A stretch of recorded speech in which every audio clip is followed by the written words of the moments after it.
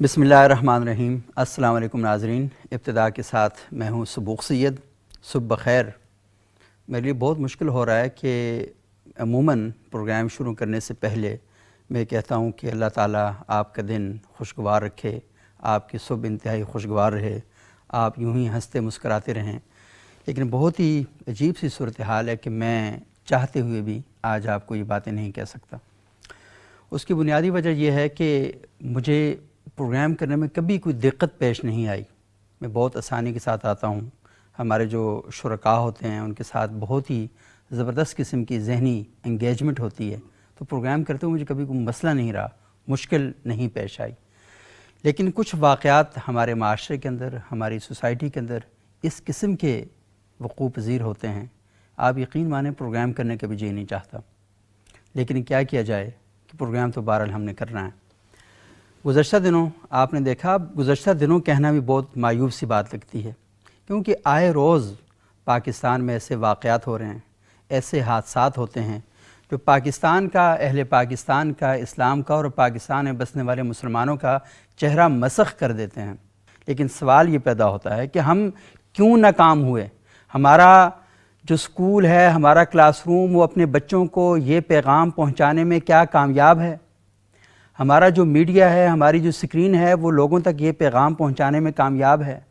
ہمارے ممبر و محراب لوگوں تک یہ بات پہنچانے میں کامیاب ہوئے نہیں ہوئے؟ تو آئیں آج کچھ اپنا محاسبہ بھی کرتے ہیں، اپنے گریبانوں میں بھی جھانکتے ہیں اور یہ سوال کرتے ہیں کہ آخر ہماری سوسائٹی کس طرف بڑھ رہی ہے اور ہم اس ساری یہ جو آوے کعوہ بگڑ رہا ہے اس سے کنٹرول کرنے میں ناکام کیوں ہو رہے ہیں۔ آج ہمارے ساتھ موجود ہیں بہت معزز مہمان ہیں اور لازمی بات تو ہم نے کرنی ہے ان سے، تو سیدہ فاطمہ موسوی صاحبہ عالمہ ہیں، سماجی رہنما ہیں، سیاست سے بھی ان کا تعلق ہے۔ ان سے میں پوچھوں گا کہ ہماری سیاسی سطح پر ان چیزوں پر کیوں اتفاق نہیں ہوتا، کیوں کوئی ہم آل پارٹیز کانفرنس نہیں بلاتے تاکہ لوگوں تک یہ پیغام پہنچا سکیں کہ خدا را بھی کام کرنے چھوڑ دیں، بس کر دیں۔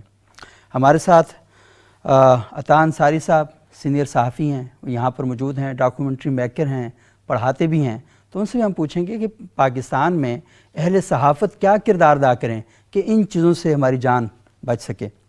ہمارے تیسرے انتہائی معزز مہمان ہیں جناب مولانا ڈاکٹر تنویر احمد علوی صاحب۔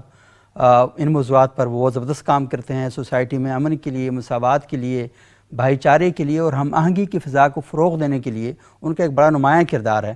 ان سے ہم پوچھیں گے کہ ہمارے ممبر و محراب ان ایشوز کے اوپر کیوں سامنے نہیں آتے اور اپنا ایک بھرپور کردار ادا کیوں نہیں کرتے۔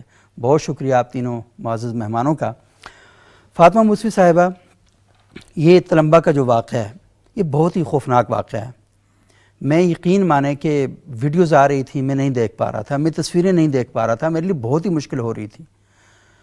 ایک شخص کو توہین قرآن کا الزام لگایا جاتا ہے اور پتہ چلتا ہے کہ وہ سارا دن بھیک مانگتا رہا، اس کی شناخت کا کسی کو نہیں پتہ، اس کے آگے پیچھے کون ہے کسی کو نہیں پتہ، اور لوگ اٹھتے ہیں اس ذہنی معذور کو، کچھ اور ذہنی معذور اٹھتے ہیں، اس پر حملہ کرتے ہیں، اس کو لٹکا دیتے ہیں، اس کو جلا دیتے ہیں، اس کو مار دیتے ہیں۔ اور یہ واقعہ کوئی ایک نہیں ہے، سیالکوٹ میں ہم نے دیکھا، چرسدہ میں ہم نے دیکھا، ایبٹ آباد میں ہم نے دیکھا، پھر ہم نے خوشاب میں اس طرح کے واقعات دیکھے، بہاولپور میں ہم نے اس طرح کے واقعات دیکھے۔ اب تو پاکستان کے شہروں کا تعارف بدلتا جا رہا ہے۔ جس شہر کو ہم پہلے جانتے تھے کہ یہاں کی یہ فروٹ مشہور ہے، یہاں کا یہ کھانا مشہور ہے، یہاں کے لوگوں کا یہ کلچر مشہور ہے، اب ان شہروں کا تعارف یہ بنتا جا رہا ہے کہ اس شہر کے ساتھ یہ حادثہ جڑا ہوا ہے، اس شہر کے ساتھ یہ واقعہ جڑا ہوا ہے۔ یہ کیا ہو رہا ہے، ہم کیا کر رہے ہیں؟ بالکل سبوق صاحب، یہ بہت افسوسناک واقعہ ہے جس کی ہم جتنی مذمت کریں کم ہے، لیکن افسوس سے کہنا پڑتا ہے کہ یہ متشدد جو واقعات ہیں ان میں کمی نہیں آ رہی ہے۔ اور یہ جو مبینہ واقعات ہیں، جی قرآن کی بے حرمتی ہوئی ہے یا معزز شخصیات کی دینی بے حرمتی ہوئی ہے، اس میں کوئی گواہ ثبوت نہیں مانگے جاتے۔ صحیح۔ ایک میں جہاں تک سوچتی ہوں اور اس بات کی تہ تک پہنچنا جو ہے اصل جو حکمران ہیں اور جو متعلقہ ادارے ہیں ان کا کام ہے کہ اس بات کی تہ تک پہنچا جائے کہ اصل اس کی جڑ کیا ہے. جڑ کیا ہے؟ صحیح. کیونکہ میں نہیں سمجھتی کہ یہ قرآن کے لیے لوگ اتنے ہجوم میں جمع ہو جائیں اور ایک بندے کی جان لی جائے اور اسے جلا دیا جائے.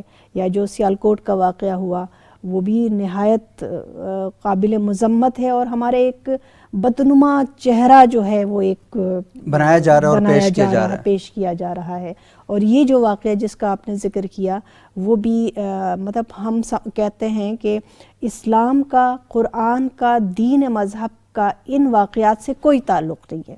ہماری تعلیمات ایسی نہیں ہیں. جو بھی ان واقعات کے پیچھے ہیں ان کو کیفر کردار تک ضرور پہنچانا چاہیے.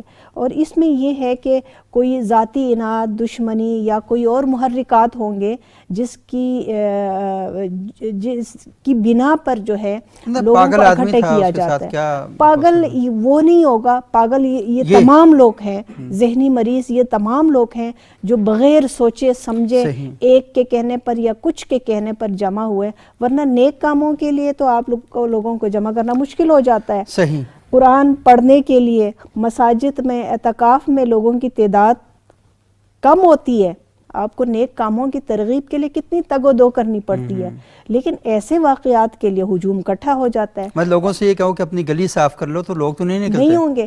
آپ کہیں کہ جی صفائی مہم ہم شروع کر رہے ہیں یا کوئی نیک کام کے لیے ہم ڈونیشن جمع کر رہے ہیں، تو آپ کو کتنے لوگ ایسے ہوں گے جو دینے کے لیے جمع ہو جائے. اپنی گلیوں کو صاف کریں. مطلب یہ میں یہ بھی سمجھتی ہوں کہ اس میں جو فارغ ذہن ہوتے ہیں یا جن کی کوئی ایکٹیویٹی نہیں ہوتی، مصروفیت جب نہیں ہوتی ہے، تو شیطان ایسے کاموں کی طرف راغب کرتا ہے اور ہجوم جہاں کہیں پر، اور وہ یہ سمجھتے ہیں کہ وہ بہت اچھا کام کریں، اصل میں وہ شیطانی کام ہوتا ہے. قرآن پڑھنے کے لیے تیار نہیں ہے، قرآن کے نام پر قرآن پہ عمل کرنے کے لیے تو کوئی تیار نہیں ہو رہا، کے لیے تیار ہے.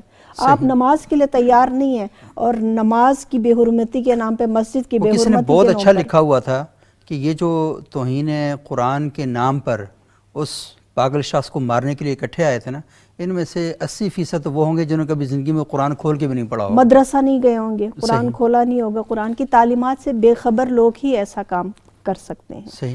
اچھا عطا انصاری صاحب، بہت شکریہ آپ کا، آپ بڑی اچھی بات کریے. میں آپ سے مزید بھی کچھ سوالات کروں گا.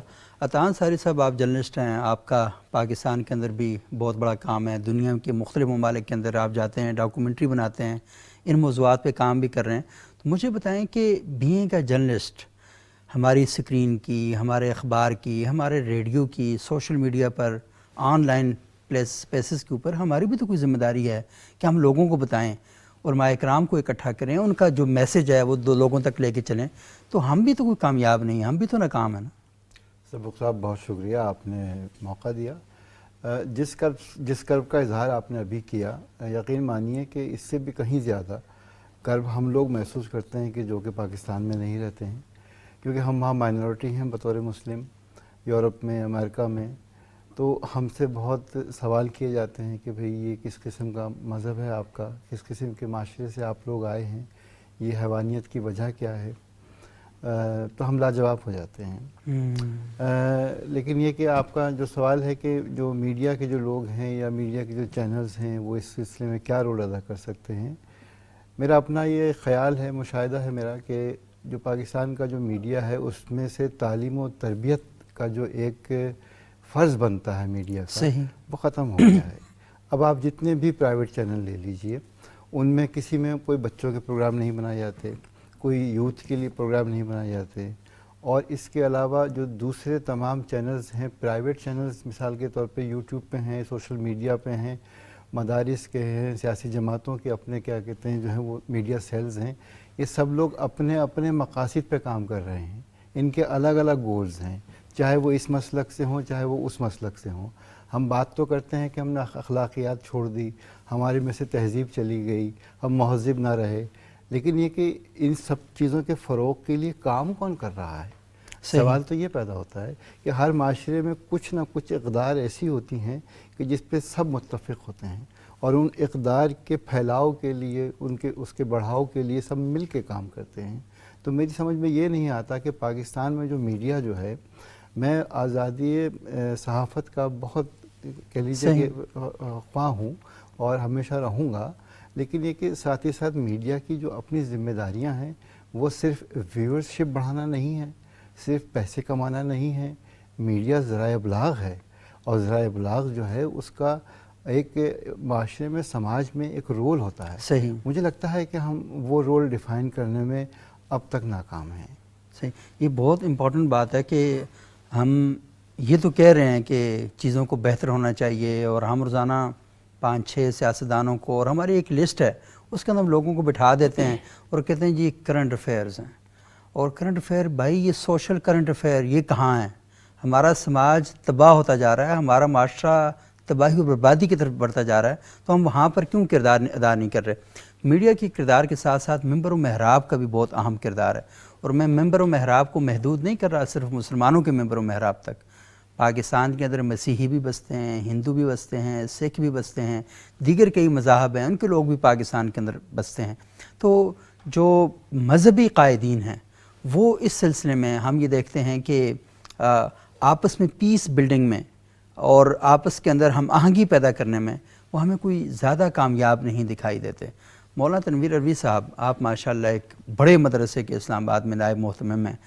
کیا ایسا نہیں ہونا چاہیے کہ اس طرح کے واقعات سے پہلے علماء کرام جمعے کے خطبات اس طرح ترتیب دیں؟ خود مدرسے کے اندر جو کلاس میں آپ درس نظامی تو پڑھا رہے ہیں، لیکن اس کے ساتھ ساتھ کوئی درس معاشرت بھی ہونا چاہیے، کوئی سماجیات بھی پڑھائی جانی چاہیے، تاکہ آپ کے مدرسے میں یا جتنے مدارس ہیں یا جتنے مذاہب کے مقلدین ہیں ان سب کے پاس یہ ہونا چاہیے کہ وہ اپنے بچوں کو پڑھا سکیں، سکھا سکیں کہ ہاں بھائی سوسائٹی کے اندر، ایک متنوع سوسائٹی کے اندر کیسے رہا جا سکتا ہے اور کیسے ہم زندگی گزار سکتے ہیں. بسم اللہ الرحمن الرحیم. آپ کے سوال سے پہلے میں طلباء میں جو سانحہ رونما ہوا ہے اس پر افسوس کا اظہار کرتا ہوں. یقیناً یہ انتہائی افسوسناک اور انتہائی پریشان کن سانحہ ہے. اور میں یہ بھی کہنا چاہوں گا کہ عام طور پر ہمارے ہاں جو اس طرح کے واقعات رونما ہوتے ہیں، بر وقت اگر اس موقع پر صحیح فیصلہ کیا جائے اور صحیح اقدامات کیے جائیں تو آئندہ کے لیے اس طرح کے واقعات کا انسداد ہو سکتا ہے. صحیح. اب یہ جو واقعات رونما ہوتے ہیں، سب سے پہلی چیز تو یہ ہے کہ یہ دیکھا جائے کہ آیا اس بندے پر یہ جرم ثابت بھی ہے یا نہیں. صحیح. اور جو اسلامی طریقہ کار ہے، پورا پروسیس ہے عدلیہ کا کہ وہ گواہ کون ہیں، کیا گواہ اس معیار کے ہیں کہ ان کی بات تسلیم کی جائے. اس پر جرم ثابت ہونے کے بعد کوئی سزا دی جا سکتی ہے. اور سزا دینا یہ ایرے غیرے کا کام نہیں، جو بندہ سامنے آ جائے وہ سزا درہ ہاتھ میں لے لے. یہ کام حکومت کا ہے. یہ عدالتی طریقہ کار کے تحت یہ سارا نظام آتا ہے کہ وہ سزا دے کہ اس کی سزا کیا بنتی ہے. صحیح. اور بہت سارے واقعات جو رونما ہوتے ہیں، دیکھا جائے کہ وہ لوگ جن سے اس طرح کی غلطیاں ہوتی ہیں ان کے سائیکی کیس ہوتے ہیں، وہ کسی پریشانی کا شکار ہوتے ہیں، ڈپریشن کا شکار ہوتے ہیں. تو اس طرح کے لوگ تو ویسے ہی شریعت میں ان کو مرفوع القلم قرار دیا گیا ہے کہ ایسے افراد وہ مستثنا ہوتے ہیں، وہ ان کا اپنا پرابلم ہے، وہ مسائل کا شکار ہیں. خدا کا قانون جو ہے اس کا اطلاق اس پر نہیں ہوگا، اور ایون کہ سوسائٹی کے اندر بھی جو قوانین ہیں ان کا اطلاق ایسے شخص پر نہیں ہوگا جو ذہنی طور پر ٹھیک نہیں. ہاں، ذہنی پرابلم ہے، ایسے آدمی کی طلاق معتبر نہیں ہے. اس کے بہت سارے وہ مستثنا ہے، یہ بھی دیکھا جائے. اور اگر اس پر جرم ثابت ہو جائے تو یہ کام عدالت کا ہے، حکومت کرے، نہ یہ کہ افراد ہاتھ میں لیں. چونکہ پاکستان میں مذہبی چورن بہت آسانی سے بک جاتا ہے، اور عام طور پر اس طرح کی چیزیں کوئی مذہبی حوالے سے بات کر لی جائے تو لوگوں کے جذبات میں ایک تلاطم اور ایک جوش آ جاتا ہے. صحیح.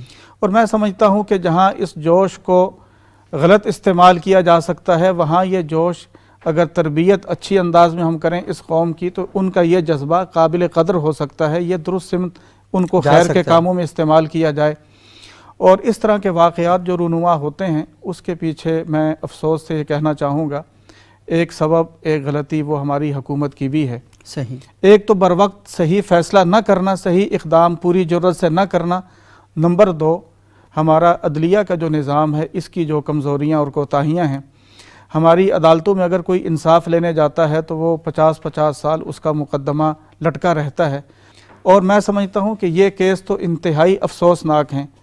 اگر ان پہ درست اور بر وقت فیصلے ہوں تو ہمارے مذہبی لوگ ان کو اس انداز سے جو ان کی تربیت دینے کی ضرورت ہے، یہ غلطی ہو جائے، اس پر درست فیصلے ہوں تو یہ تو فروغ اسلام، تبلیغ دین کا بھی ذریعہ بنتے ہیں. مثلا ایک مثال سے میں اس کو समझाना चाहूँगा।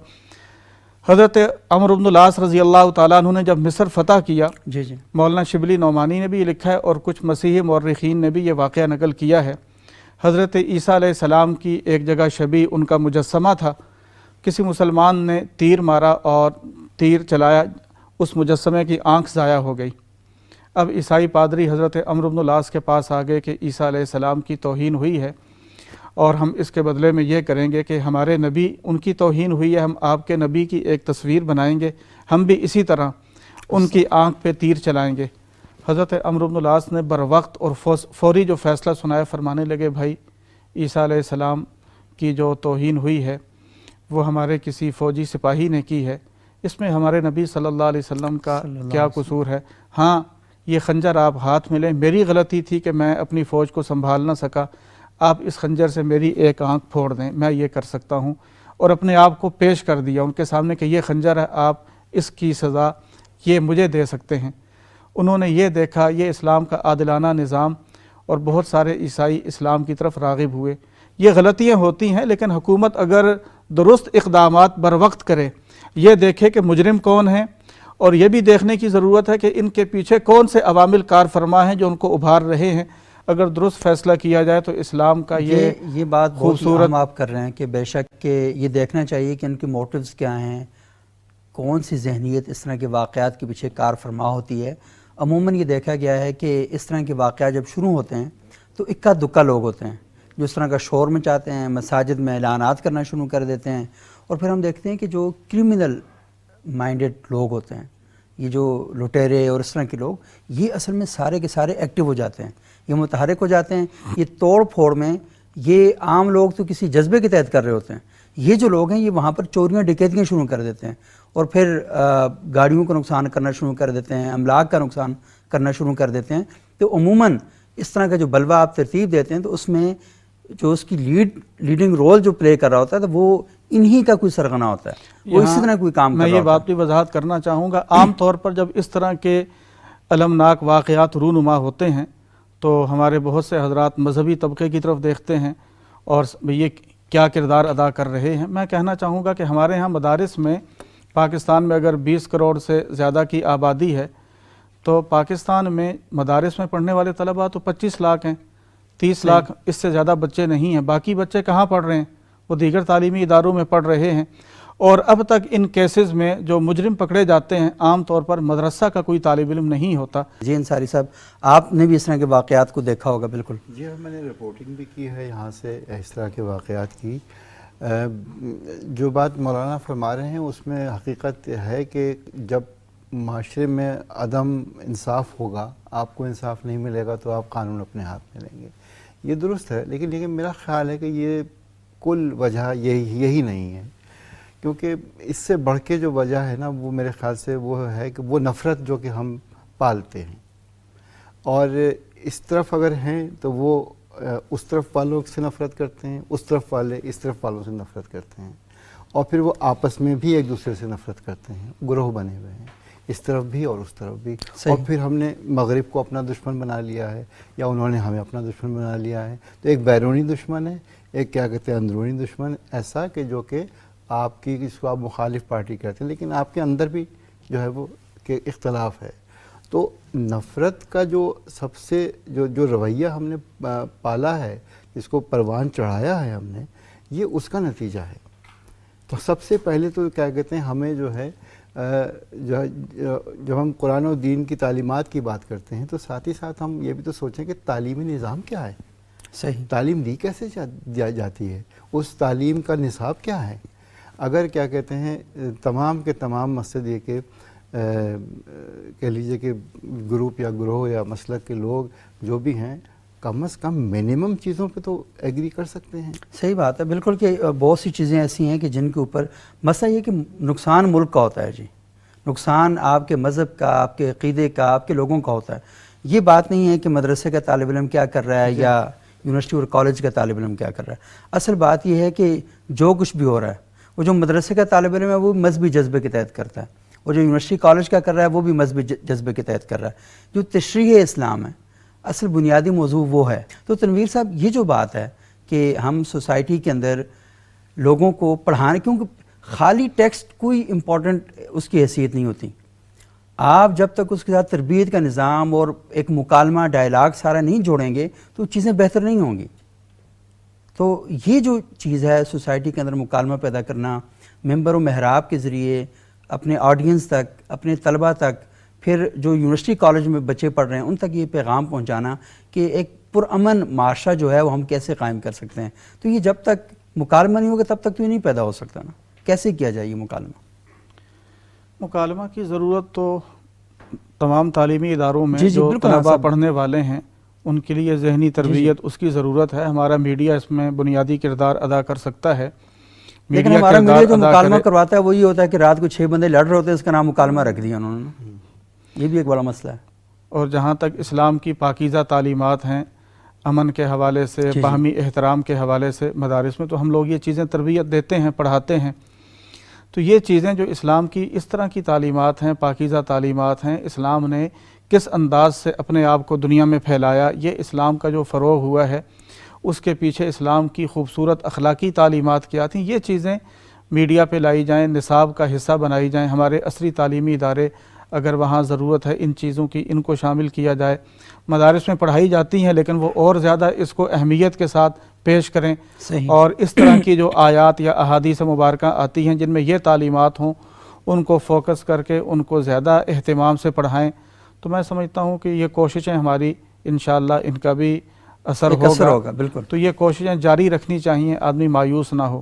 صحیح، بالکل مایوس نہیں ہونا چاہیے. لیکن کچھ واقعات ایسے ہوتے ہیں کہ جیسے عطا صاحب بیان کر رہے تھے کہ یہ اب ناروے میں رہتے ہیں. تو ناروے میں یہ ہیں تو مسلمان لیکن اقلیت کے اندر رہ رہے ہیں. پاکستان کے اندر ہم اکثریت میں رہ رہے ہیں. تو ہماری جو اکثریت ہے پاکستان کے اندر، تو ہم اس میں یہ دیکھتے ہیں کہ یہاں پر اقلیتوں کے ساتھ کیا ایشو ہو رہا ہے اور کیا جو معاملہ ہے وہ ہو رہا ہے. تو ہمیں ان ساری چیزوں کو دیکھنا چاہیے. اور میرا خیال ہے اس وقت ہمارے ساتھ پاکستان علماء کونسل کے چیئرمین جناب حافظ طاہر محمود اشرفی صاحب لائن پر ہیں. السلام علیکم اشرفی صاحب. وعلیکم السلام. اشرفی صاحب یہ بتائیے گا کہ آئے روز اس طرح کے واقعات ہو رہے ہیں، آپ بھی مذمت کرتے ہیں، وزیر اعظم صاحب نے بھی مذمت کی ہے، ہماری سیاسی اور مذہبی جماعتوں کے رہنما بھی مذمت کر رہے ہیں، لیکن یہ واقعات ختم نہیں ہو رہے، تھمنے کا نام نہیں لے رہے. وجہ کیا ہے؟ بسم اللہ الرحمن الرحیم، نحمدہ ونصلی ونسلم علی رسول الکریم. شبوق بھائی، آپ ماشاءاللہ اس سارے معاملات کو بہت اچھے طرح جانتے ہیں. ہم 40 سال سے حالت جنگ میں ہیں. 20-22 سال تو اس ملک میں متفقہ طور پر جو ایکسٹریمزم تھا، جسے آپ انتہا پسندی کہتے ہیں یا انتہا پسندانہ رویے ہیں، ان کی ہر سطح پر سرپرستی ہوئی ہے. صحیح. اس کے بعد سرکار کی سرپرستی تو ختم ہو گئی، لیکن آج بھی جو ہماری پولیٹیکل یا مذہبی جماعتیں ہیں ان کے ہاں یہ عمل جاری ہے.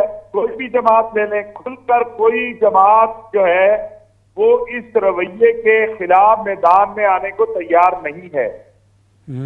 وزیر اعظم عمران خان صاحب نے یہ ہمت اور کوشش کی کہ انہوں نے سری لنکا کے پاکستانیہ جو ہوا سری لنکن کا، اس پر طرح جرأت مندانہ موقف اختیار کیا، اور اس کے بعد پھر تمام علماء کو ہم نے جمع کیا اور ملک کی جو مقتدر مذہبی قیادت ہے، یہ پہلی مرتبہ تھا کہ سب نے متفقہ اس کی مذمت کی. صحیح. لیکن یہ جو 15-20 سال کا بچہ ہے یہ تو پیدا ہی اس پہ ہوا ہے. اس کی تربیت اور اس کی ذہن سازی اور اس کے نظریات کی تبدیلی، ایک تو یہ محنت کی ضرورت ہے، اور اس کے ساتھ ساتھ آپ کے اس کے بہت سارے معاشی اسباب بھی ہیں اور بھی بہت ساری چیزیں ہیں. تو لہذا اور جو سب سے میں سمجھتا ہوں اس وقت مین مسئلہ ہے وہ یہ ہے کہ آپ کا سوشل میڈیا جو ہے اس کے اوپر جو کچھ آ رہا ہے اور جس انداز سے نفرت اور انتہا پسندی پرموٹ ہو رہی ہے، اور آپ کا کنٹرول ہی نہیں ہے. آپ شکایت کرتے ہیں، آپ کی یوٹیوب کبھی بات نہیں مانتا، کبھی فیس بک نہیں مانتا، کبھی کوئی نہیں مانتا. تو یہ ایک اجتماعی مسئلہ بنا ہوا ہے. تمام طبقات کو اس میں اپنا کردار ادا کرنا ہے. دیکھیں، مذہبی طبقے نے پیغام پاکستان پہ دستخط کیے ہیں.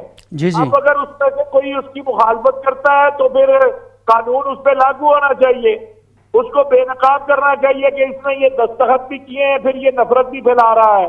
صحیح. اور اسی طرح میں سمجھتا ہوں جو ہمارے پاس قومی ایکشن پلان ہے، قومی ایکشن پلان پر مکمل عمل درآمد میں ہی ہماری آنے والی نسلوں کی بقا ہے. وزیر اعظم صاحب نے اس حوالے سے کچھ اقدامات کیے ہیں، لیکن جیسے میں نے عرض کیا کہ خالی نہ وفاقی حکومت کر سکتی ہے کچھ، نہ کوئی صوبائی حکومت، یہ اجتماعی طور پر کرنے کے کام ہیں. اور جب تک اس پر تمام طبقات جو ہیں، اس میں دیکھیں آپ کے پاس درمیان والا آپشن نہیں ہے، صحیح بالکل والا آپشن نہیں ہے، یا آپ نے یس کرنا ہے یا نو کرنا ہے، تو اس طرف آپ جا رہے ہیں. اب آپ یہ دیکھیے، یہ ایک پاگل آدمی تھا بیچارہ، فاقر العقل مجنون، اس کو مار دیا کہ جو ہے پولیس بھی ہماری تھی. لیکن اب اگر میں یہ بات کہوں گا تو ممکن ہے کسی کو برا لگے کہ پولیس کے ساتھ جو پچھلے چند سالوں میں ہم نے کیا ہے، اس پولیس کے پاس جو ہے وہ کرنا بھی کچھ چاہے تو وہ ڈرتے ہیں، ان کے پیچھے کوئی کھڑا نہیں ہوتا. صحیح. یہ بڑی امپورٹنٹ بات طاہر اشرف صاحب نے آپ نے کی ہے کہ چیزوں کو بہتر بنانے کے لیے آخر جب تک پوری سوسائٹی اکٹھی نہیں ہوگی، یک سمت ہو کر، یک سو ہو کر اور یک جہت ہو کر وہ کام نہیں کرے گی تو معاملات حل نہیں ہوں گے. ہم روزانہ کہیں گے کہ حکومت یہ نہیں کر رہی، پولیس یہ نہیں کر رہی، علماء یہ نہیں کر رہے، یونیورسٹیاں کالج یہ نہیں کر رہے. ہم کیوں ایک دوسرے کے اوپر الزام لگا رہے ہیں؟ ہم سب اپنے اپنے حصے کا کام مل جل کر کیوں نہیں کر رہے؟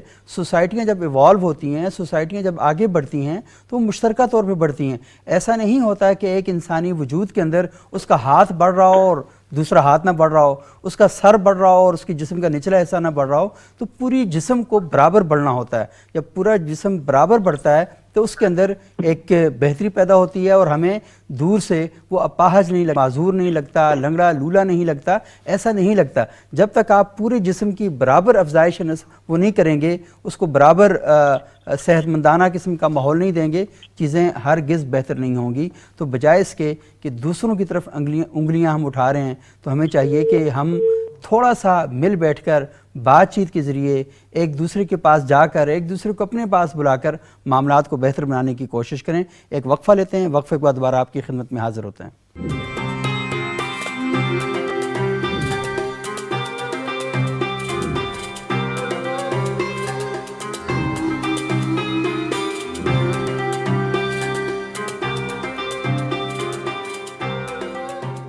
ناظرین، وقفے کے بعد ایک بار پھر پروگرام ابتدا میں خوش آمدید. آج ہم گفتگو کر رہے ہیں پاکستان کے اندر کچھ ایسے واقعات پیش آ رہے ہیں کہ جو پوری دنیا میں پاکستان کا اور اہل پاکستان کا چہرہ مسخ کر رہے ہیں، اور پاکستان کے حوالے سے جو آلریڈی پریشانیاں ہیں اس میں اضافے کا سبب بن رہے ہیں.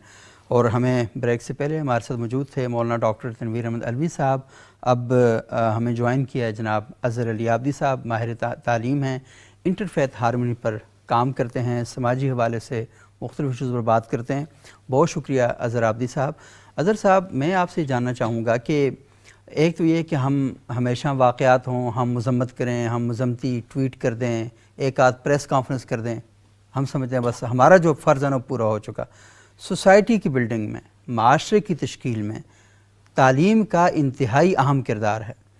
کچھ لوگ ایسے ہیں کہ جو کیونکہ ہمارے ہاں تعلیم کی سطح بھی کم ہے لیکن وہ مذہب کے ساتھ بہت جڑے ہوئے ہیں. ممبر و محراب کا کردار بھی بڑا اہم ہو جاتا ہے. اس کے ساتھ ساتھ میڈیا، ریڈیو، ٹی وی، اخبار، ان کا بھی بہت امپورٹنٹ رول ہے. سوشل میڈیا کا جیسے طاہر اشرفی صاحب بیان کر رہے تھے تو بہت ہی اہم کردار ہے.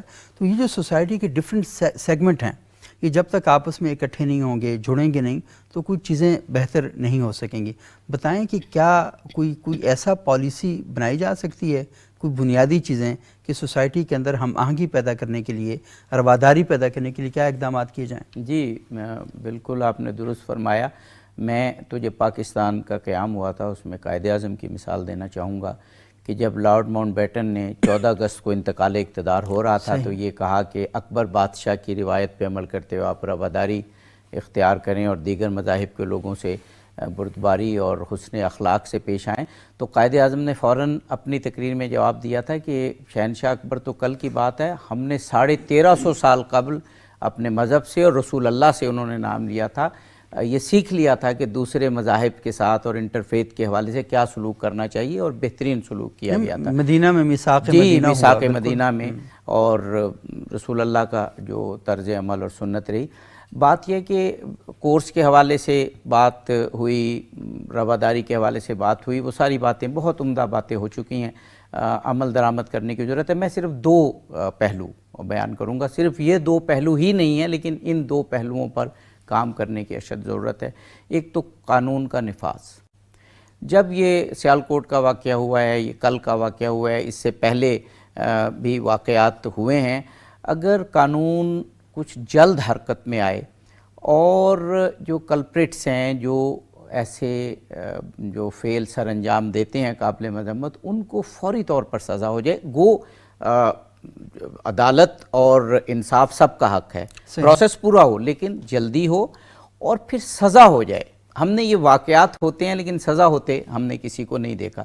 ایک تو سزا کا نفاذ یعنی عدل کا نفاذ. جب ہم سزا کی بات کرتے ہیں تو عدل کی بات کرتے ہیں. عدل کا نفاذ جلدی ہو اور جو واقعی مجرم ہیں ان کو قانونی سزائیں ہونی چاہیے. جب تک کہ اسلامی جو قوانین اور جو اسلامی سزائیں ان کا فلسفہ یہ ہے کہ دوسرے عبرت پکڑیں. ایک تو اس میں ہم بہت کمزور نظر آتے ہیں. دوسری بات، حکومتی سطح پہ تو کام ہوتے ہیں اور ہونے بھی چاہیے، اور میں بھی یہی کہتا ہوں کہ حکومت اس کام کو کرے، لیکن سوشل سطح پہ بھی ہونے چاہیے. اور ایسی تنظیمیں، ایسی آرگنائزیشنز ہونی چاہیے جو انٹر فیتھ ہارمونی، بین المذاہب ہم آہنگی پیدا کریں. ہم نے پاکستان میں اور بھی ہوں گی، ہم نے ایک تنظیم بنائی ہے فورب کے نام سے، جس میں چرچ آف انگلینڈ کے ہیڈ بھی ہیں، جس میں ہمارے ہندو رہنما بھی ہیں، جس میں ہمارے مسیحی برادران بھی ہیں، اور بھی جتنے بھی سیکٹ پاکستان میں بستے ہیں. اور پچھلے دنوں ایک پادری صاحب کا قتل ہوا پشاور میں، تو ہم وہ آرگنائزیشن جو ہے وہ وہاں پر ہم گئے اور چرچ میں گئے، ان کی دلجوئی کی اور ان کو اس سے بڑا حوصلہ ہوا. تو ان میں جو پہلا عملی قدم ہم اٹھا سکتے ہیں وہ یہ ہے کہ ایک دوسرے کی عبادت گاہوں میں جایا جائے. ہمیں پتہ ہے کہ جب مسیحی وفد آیا تھا رسول اللہ کے پاس تو انہوں نے مسجد نبوی میں انہیں عبادت کرنے کی اجازت دی تھی. تو ابھی عبادت نہ صحیح لیکن ایک دوسرے کی عبادت گاہوں میں جا کے وہ پروسیجر دیکھیں، ہر ایک اللہ کی عبادت کر رہا ہے. ویسے یہ بھی ہوا پاکستان میں، یہ ہوا کہ جب پشاور میں مسیحی جو پادری تھے ان کا قتل ہوا تو اس کے بعد پاکستان کے کئی علماء اکرام، طاہر اشرفی صاحب بھی ان میں شامل تھے، بلکہ وہ ابھی ہوتے تو ہم ان سے ذرا یہ بات جی ہم بھی گئے، اور اس سے پہلے اور اس کے بعد تو وہاں پر جا کر انہوں نے بات کی. ایک سوال کھڑا ہوا کہ کیا آپ اپنی عبادت گاہوں میں بھی ان کو اجازت دیں گے کہ وہ کریں؟ تو طاہر اشرفی صاحب نے کہا کہ جو لاہور میں وہ بحریہ ٹاؤن کی مسجد میں نماز پڑھاتے ہیں، انہوں نے کہا یہاں پر آئیں اور ہمارے ساتھ بیٹھیں اور اپنی عبادت کریں. تو ان کو آفر کیا انہوں نے. بالکل ٹھیک. تو یہ بہت ضروری ہے کہ سوشل لیول، کیونکہ یہ واقعات سماجی لیول پر ہی ہو رہے ہیں نا، اس کی وجوہات جو بھی ہوں، بے روزگاری ہے، کچھ لوگ فرقہ واریت پھیلاتے ہیں، اور اس کے علاوہ بہت سی سلیبس میں اس طرح سے ہم آہنگی کی چیزیں نہیں ہیں، یہ سب ہونی چاہیے، میں ان میں سے کسی کا انکار نہیں کر رہا، لیکن سوشل لیول پہ ہم اپنے حصے کی شمع تو جلائیں، ہم اپنے حصے کا کردار تو ادا کریں. اور مجھے یہ یقین ہے جب ہم اس کی میٹنگز کرتے ہیں اپنے فورب ادارے کی، تو ہم نے جس کو بھی، چاہے وہ مذہبی رہنما ہیں، تعلیمی ماہرین ہیں، صحافی ہیں، جن کو بھی کہا وہ ان محفلوں میں، ان میٹنگز میں آئے اور بڑی مثبت باتیں کی. اور میں ایک آپ کو بات بتاؤں، انسانی یہ نفسیات ہے، جب آپ کسی کے قریب ہوتے ہیں تو اس سے ہمدردی ضرور ہو جاتی ہے، یا اس کے نقطہ نظر سے قربت ضرور ہو جاتی ہے.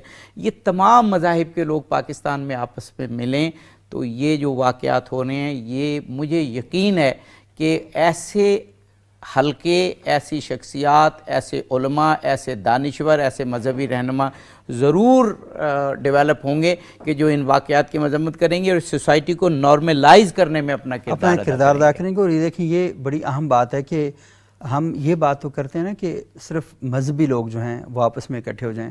اصل چیز تو یہ ہے کہ سوسائٹی کے اندر مختلف قسم کے طبقات ہیں، اور وہ جو مختلف طبقات ہیں، کیونکہ شیعہ سنی اختلاف رہے گا، 1400 سال سے اگر آپ ختم نہیں کر سکے تو آگے بھی نہیں کر سکتے. ہندو ہیں، مسلمان ہیں، ان کے درمیان اختلاف رہے گا، بہت سے بنیادی اختلاف ہیں وہ رہیں گے، لیکن ہندوستان میں اس اختلاف کے ساتھ مسلمان بس رہے ہیں نا، بالکل جی رہے ہیں. ہمارے ہاں یہ جو اختلاف ہے 1400 سال سے ہے، لیکن اس اختلاف کے ساتھ لوگ جی رہے ہیں نا. یہ جو آپ نے بات کی نا، یہ قرآن پاک میں یہ بات بیان ہوئی ہے کہ دوسرے مذاہب کے لوگوں کو کہا گیا کہ جو ہم میں مشترک چیز ہیں، مثلا ایک مشترک چیز خدائے واحد کی عبادت ہے، بہت سارے مذاہب تعالوا الی کلمۃ سواء بیننا وبینکم الا نعبد الا اللہ، تو وہ اس کا مطلب ہے قرآن ہمیں یہ بتاتا ہے کہ سوسائٹی کے ڈیفرنٹ سیگمنٹس کے ساتھ مشترکات تلاش کریں. یہ بنیاد میرا اگر ایک جملہ آپ کہنے کی اجازت دیتے نا پورے پروگرام میں کہ آپ ایک جملہ کہہ سکتے ہیں، تو میں یہی جملہ کہتا ہے کہ خدا را مشترکات تلاش کریں، اختلافات تلاش نہ کریں. ہاں، مشترکات آپس میں تلاش کریں، اور زندہ معاشرے آپس میں اختلاف کرتے ہیں. میں اور آپ بیٹھیں گے، ہمارا آپس میں اختلاف ہوگا، یہ بڑا فطری امر ہے. جی بالکل، کیونکہ ہم اختلاف نہیں کریں گے تو یہ کیسے ممکن ہے؟ جی ترقی نہیں ہوگی. دو ہی صورتیں ہو سکتی ہیں. اختلاف کرنے والا اگر کسی جگہ پر اختلاف نہیں ہو رہا تو دو صورتیں ہو سکتی ہیں. ایک تو یہ ہے کہ یا تو وہ بندہ منافقت کی وجہ سے اختلاف نہیں کر رہا کہ اس سے کوئی فائدہ لینا ہے، یا دوسری بات وہ اتنا کن ذہن ہے کہ اسے نیا کوئی سوال ہی دماغ میں نہیں آ رہا. اصل چیز اختلاف کرنا نہیں ہے، اصل چیز یہ ہے کہ مخالفت کرنا. اور یہ جو مخاصمت اور مخالفت کا ماحول ہم کریٹ کرتے ہیں، یہ بنیادی طور پر چیزوں کو انتشار کی طرف لے جانے کے لیے. اختلاف میرا اور آپ کا ہو سکتا ہے لیکن ادب کے دائرے میں. بڑے مشہور مفکر ڈاکٹر علی شریعتی نے کہا تھا نا کہ اختلاف دو صورتوں میں ختم ہو سکتا ہے، یا تو جو آپ نے کہا سب بے وقوف بن ہو جائیں، یا معاشرے پہ جبر نافذ کر دیا جائے. تو وہ بات آپ کی مسلمہ ہے. ہم کیونکہ اختلافات تلاش کرنے میں ذرا تیزی دکھاتے ہیں اور مشترکات تلاش کرنے میں نمایاں جلدی ہوتے ہیں، تو اس لیے میں نے یہ بات کی کہ جتنے بھی مذاہب ہیں ان میں بہرحال مشترکات موجود ہیں. اور ایک چیز اور، ایتھیسٹ بھی اگر ہیں، یعنی وہ لوگ کہ جو خدا کو بھی نہیں مانتے، وہ فطرت کو مانتے ہیں. اور بہت سے ہمارے علماء نے یہ کہا کہ جو صحیح فطرت کو مانتا ہے وہ دراصل خدا ہی کو مان رہا ہوتا ہے، بس اس نے اس کا نام فطرت رکھ دیا ہے. فطرت سلیم ہے، نیک عمل کرتا ہے، سچ بولتا ہے، کام اچھے کرتا ہے، لوگوں کو آپس میں ملاتا ہے، معاشرے میں ترقی کے اسباب بہم پہنچاتا ہے. تو وہ فطرت سلیمہ کو مانتا ہے، تو گویا وہ کسی حد تک وہ اس کے ذہن میں ایک خدا کا تصور ضرور موجود ہے. بالکل تصور موجود ہے. اصل چیز یہ ہے کہ اس کی چیزوں سے نکل کے آ رہی. اچھا عطا انصاری صاحب، ہم یہ دیکھتے ہیں کہ ہمارے معاشرے کے اندر ایک اور بھی بڑا فیشن ہے، ٹرینڈ چل رہا ہے کہ جب بھی پاکستان کے اندر کوئی اس طرح کے واقعات ہوتے ہیں نا، مثال کے طور پر توہین کے واقعات ہو گئے، سڑکیں گندی ہیں، صفائی کا انتظام نہیں ہے، ٹریفک سگنل ہم توڑ رہے ہیں، ایک دوسرے کے ہمیں پتہ ہی نہیں چلتا کہ عبادت کی طرف ہم لوگوں کو اس طرح بلاتے ہیں کہ جب تک ہم بہت سے لوگوں کی زندگیوں کو بے سکون نہ کر دیں، ہم سڑکیں بند کر دیں گے، لوگوں کے لیے مسائل کریٹ کریں گے اور پھر کہیں گے نہیں ہمارا مذہبی حق ہے. تو اس طرح کی چیزیں ہم سوسائٹی کے اندر کر رہے ہوتے ہیں. اور جب بھی کہا جاتا ہے نا کہ ایسا کیوں ہے، تو فوری طور پر کہا جاتا ہے دیکھیں یہ جو امریکہ ہے نا، یہ سارا کچھ وہ کروا رہا ہے، یہ جو ہے نا یورپ، یہ سارا کچھ وہ کروا رہا ہے ہم سے. مجھے بتائیں کہ آپ تو وہاں رہتے ہیں، تو یہ واقعی وہ تیز لوگ ہیں کہ سارے شر فساد ہم سے وہ کروا رہے ہوتے ہیں؟ میں تو بہت ہی ناقص العقل انسان ہوں، لیکن یہ کہ جہاں تک میں نے اپنے بزرگوں سے بڑوں سے سنا ہے وہ یہی سنا ہے کہ اپنے گریبان میں جھانکیے، اپنے کردار کو بہتر کیجئے، اپنے لیے ایک راستہ جو ہے وہ متعین کیجئے، اور پھر جو ہے عملی زندگی میں جو آپ مثلا کہ تھیوریٹیکل باتیں کرتے ہیں، چاہے وہ مذہبی ہوں چاہے وہ غیر مذہبی ہوں، ان کو جو ہے اپلائی کیجئے. ہم نے تو یہی سنا ہے، لیکن جب ہماری سوسائٹی میں ایسا ہوتا تو نہیں ہے، صرف باتیں ہی باتیں ہوتی ہیں اور مقابلہ ہوتا ہے. اس گروہ کا اس گروہ سے مقابلہ ہے، وہ گروہ کے اندر پھر گروہ بندی ہے، ان کا آپس میں مقابلہ ہے. وہ توہین رسالت کے معاملے میں بھی جو ہے وہ رویہ کچھ اسی طرح کا لگتا ہے. ہاں، بہت سے معاملات ایسے آئے، جیسے خوشاب میں بینک مینیجر کا قتل ہوا تو اس نے کہا جی توہین رسالت کی ہے، پتہ چلا جی اس کو ڈیوٹی پہ نہیں آ رہا تھا، کام نہیں کر رہا تھا. تو بہت آسان سا کام ہے کہ مذہب کا ایک الزام لگا دو اور باہر نکل کے نعرے لگاؤ، سوسائٹی آپ کے ساتھ کھڑی ہو جائے گی. کہ ان ایشوز پہ جس طرح ہم نے پہلے بات کی ہے کہ مذہب کا جب آپ ساتھ ہیں تو سب کچھ چھوڑ کے آنے کے لیے تیار ہو جاتے ہیں. تو ابھی ہم اپنی سوسائٹی میں اگر ہم دیکھیں، پاکستانی معاشرے میں اگر ہم دیکھیں، تو یہ جو نہایت افسوسناک جو واقعات پشت در پشت پیش آ رہے ہیں مسلسل. سیالکوٹ کا واقعہ دیکھیں، جتنا افسوسناک ہے اور ہم نے مذمت کی ہے وہ اپنی جگہ پہ، لیکن اس ایک بدنما داغ کو ہم ختم نہیں کر سکتے. جو زیادتی ہوئی ہے اس کا تو ہم ازالہ نہیں کر سکتے. اس میں یہ بھی حکومت کی ذمہ داری ہے کہ جو محرکات ہے، کیا ہوا تھا، اس پہ تحقیق کر کے وہ بھی منظر عام پر لایا جائے کہ اصل کیا محرکات تھے. اور اسی طرح جب تک یہ نہیں آئیں گے تو پھر وہ ایک چیز ایک بڑک اٹھی آگ اور وہ ختم ہو گئی.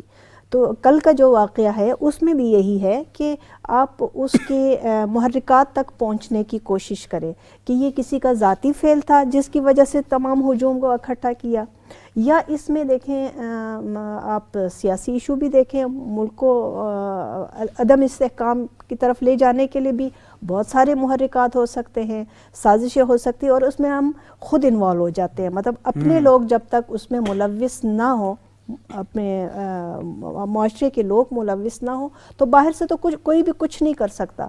ہم اگر استعمال ہو جاتے ہیں، اور استعمال کرنے کے ذرائع بھی بہت آسان ہیں.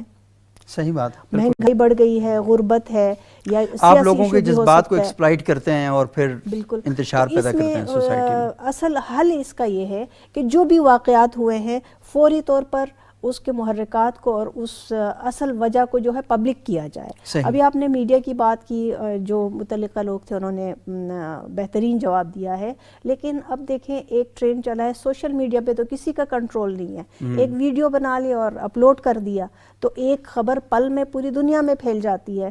تو یہ ہمیں خود ہوشیار رہنا چاہیے بحیثیت شہری، ملک پاکستان کے شہری کی حیثیت سے، ایک مہذب قوم کی حیثیت سے، کہ ہم کہیں پہ بھی استعمال نہ ہو اور ایسی بھڑکنے والی اور ہمارے ملک کو، سوسائٹی کو بدنام کرنے والی چیزیں جو ہے ایک دم سے موبائل ہر ایک کے ہاتھ میں ہے، ایک کلپ بنا دے اور وہ چڑھا دیتے ہیں تو ویورز بڑھ جاتے ہیں. یہ بھی ایک ٹرینڈ چلا ہوا ہے. آپ ویورز بڑھ جاتے ہیں اور آپ کلکس بائٹس کے لیے اور اس طرح کے آپ کام کر لیتے ہیں.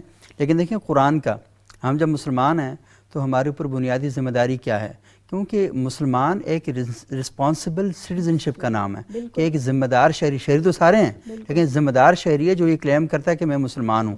وہ اصل میں یہ کہہ رہا ہوتا ہے کہ میرے ہاتھ اور زبان سے سوسائٹی کے اندر سلامتی پیدا ہوگی. مطلب ایک شہری کی حیثیت سے آپ یہ بھی دیکھیں نا، ایک بندے کو اگر مار رہے ہیں تو آپ کی ذمہ داری یہ نہیں کہ آپ اس کو مارنا شروع، آپ ذمہ دار شہری کی حیثیت سے، مسلمان کی حیثیت سے بچانا فرض ہے آپ کا. صحیح، بالکل.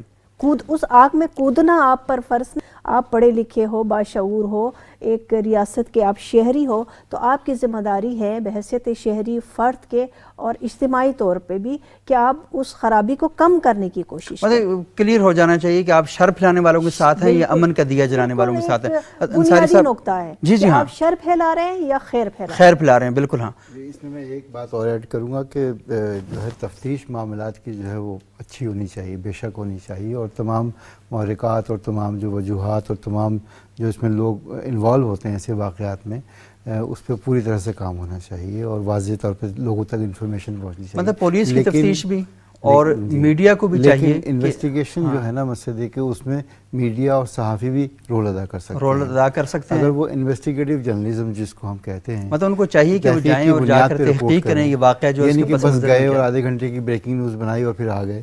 آپ بار جائیے. میں نے کئی کیس ایسے اسٹڈی کیے ہیں کہ وہ جو رپورٹ ہوا ہے میڈیا کے اندر وہ لگتا ہی نہیں ہے. جب جا کے آپ لوگوں سے ملتے ہیں، باتیں کرتے ہیں، تو پتہ لگتا ہے کہ یہ تو حقیقت کچھ اور تھی. بہت سارے جو پہلو تھے اس معاملے کے کبھی سامنے ہی نہیں آ پائے.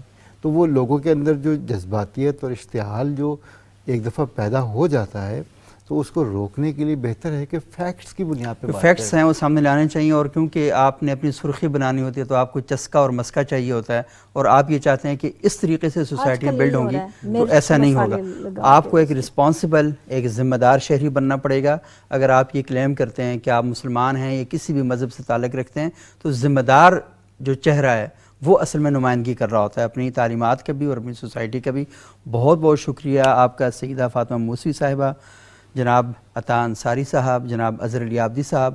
آج ہم نے جس موضوع پر ناظرین گفتگو کی ہے وہ بہت اہمیت کا حامل ہے، اور بار بار ہم اپنے پروگرام میں یہ درخواست کرتے ہیں کہ یہ جو سوسائٹی کے اندر ہونے والے واقعات ہیں، یہ واقعات کسی بھی جگہ اور کسی بھی وقت رونما ہو سکتے ہیں.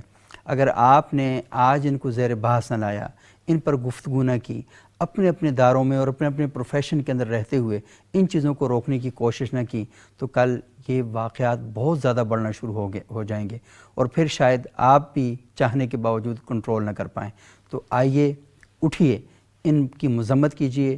آپ کے پاس سوشل میڈیا کا پلیٹ فارم ہے، آپ کے پاس میڈیا کا پلیٹ فارم ہے، آپ کے پاس ممبر و محراب ہیں، آپ کے پاس کلاس روم ہیں. تو خدا کے لیے اپنی اپنی جگہوں پر کھڑے ہو کر لوگوں تک یہ بات پہنچائیے کہ یہ جو چیزیں ہیں یہ اس ملک کو تباہ و برباد کرنے کے لیے لوگ کچھ شر پسند عناصر جو ہیں وہ پاکٹس میں رہ کر اس طرح کے واقعات کرتے ہیں.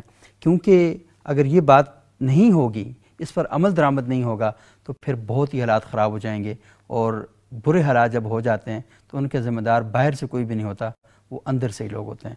اگلے پروگرام تک کے لیے اجازت دیجیے گا. بہت شکریہ.